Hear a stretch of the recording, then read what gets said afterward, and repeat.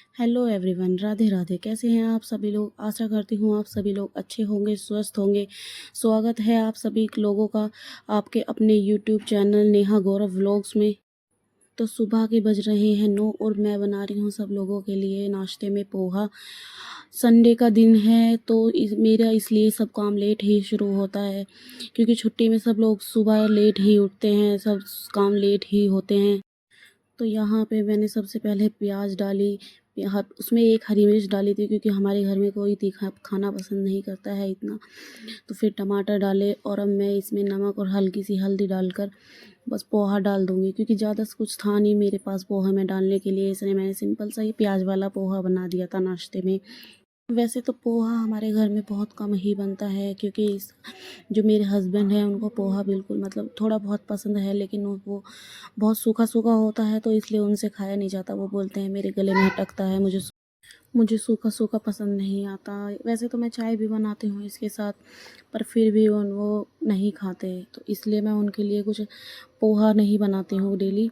तो मैं कुछ अलग ही बनाती हूँ, जैसे वो चाय से मतलब रोटी काफ़ी पसंद करते हैं, उनको रोटी बहुत अच्छा लगता है नाश्ते, करारी करारी रोटी और घी लगा हुआ अच्छे से, तो वो चाय के साथ बहुत अच्छे से खाते हैं। तो यहाँ पे मैं बना रही हूँ अपने लड्डू गोपाल कान्हा जी के लिए पराठा, क्योंकि पोहे में प्याज है तो वो भोग उनको नहीं लगता है प्याज का, तो मैं उनके लिए यहाँ पे पराठा बना रही हूँ। वो मोस्टली दूध के साथ पराठा ही सुबह में हम लड्डू गोपाल को देते हैं, क्योंकि दूध तो सुबह सुबह दूध उनको चाहिए ही होता है।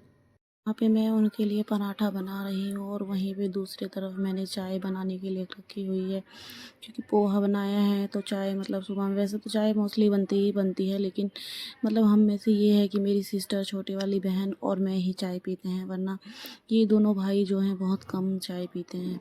हाँ, हम दोनों बहन एक ही घर में हैं। मैंने आपको ये अभी तक नहीं बताया था, मुझसे छोटी वाली और मैं एक ही घर में हैं और ये दोनों भाई हैं। छुट्टी के दिन यही होता है कि आपके काम का सारा टाइम टेबल बिगड़ जाता है, क्योंकि एक तो सुबह जब अगर आप लेट उठते हो तो पूरा दिन वेस्ट हो जाता है। सुबह का काम इतना लेट ख़त्म होता है, फिर दोपहर का शुरू हो जाता है, दोपहर का ख़त्म होता है तो फिर शाम का शुरू हो जाता है, और बीच में अगर आपके घर में बच्चा है तो उसके भी सारे काम, उसको नहलाना धुलाना खिलाना पिलाना, सारे काम ऐसे ही चलते रहते हैं। संडे वाले दिन हमारे घर में तो ऐसे ही होता है, क्योंकि एक दिन की छुट्टी मिलती है और फिर पूरे हफ्ते की हस्बैंड के साथ रात में अच्छे से पूरी फैमिली के साथ बैठ के बातें करते हैं। पूरे हफ्ते मतलब ये हुआ, क्योंकि अगले दिन सुबह उठने की तो कोई टेंशन होती ही नहीं है, क्योंकि ऑफिस नहीं जाना होता, ना कोई टिफ़िन बनाने की टेंशन है, ना किसी चीज़ की टेंशन है। आराम से रात भर आराम से बैठ के बातें करते हैं, 2 ढाई 3 बज ही जाते हैं हमें, क्योंकि फैमिली के साथ सबको ही टाइम स्पेंड करना चाहिए, और हम पूरे हफ्ते इंतज़ार करते हैं कि कब संडे आए, कब आराम से बैठ के पूरी फैमिली के साथ बैठ के बातें करें। और इसी के साथ हो गया था मेरे कान्हा जी के लिए पराठा रेडी।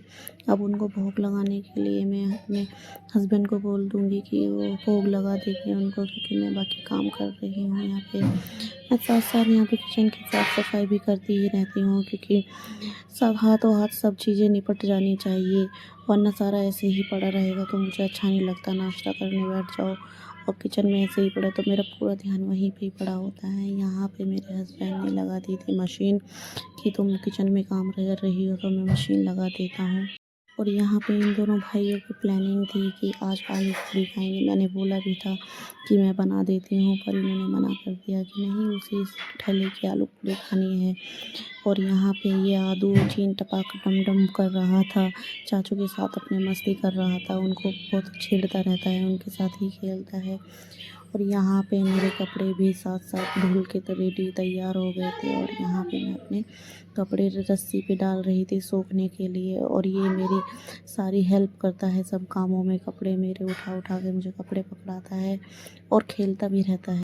हम सब ने फटाफट नाश्ता कर लिया था, क्योंकि मुझे कपड़े धोने थे, फटाफट का अपना काम ख़त्म करना था, क्योंकि पूरे दिन अगर काम ऐसे पड़ा रहता है और काम को लेट हो जाता है तो मेरा पूरे दिन सर दर्द होने लगता है सोच सोच के कि अभी काम पड़ा हुआ है, काम नहीं ख़त्म हुआ।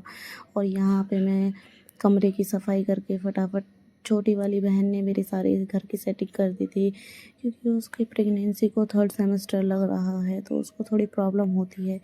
ये मेरी छोटी बहन है, काफ़ी हेल्दी हो रखी है इस चक्कर में प्रेगनेंसी की वजह से, और यहाँ पे मैं झाड़ू लगा रही हूँ क्योंकि फटाफट काम ख़त्म हो जाए तो मैं भी फ्री होके बैठ जाऊँ। इससे झाड़ू वाड़ू ये सब सही नहीं है अब लगवाना, तो मैं इससे सारे ये जो हार्ड काम है मतलब मैं इससे नहीं करवाती हूँ, मैं खुद ही कर लेती हूँ।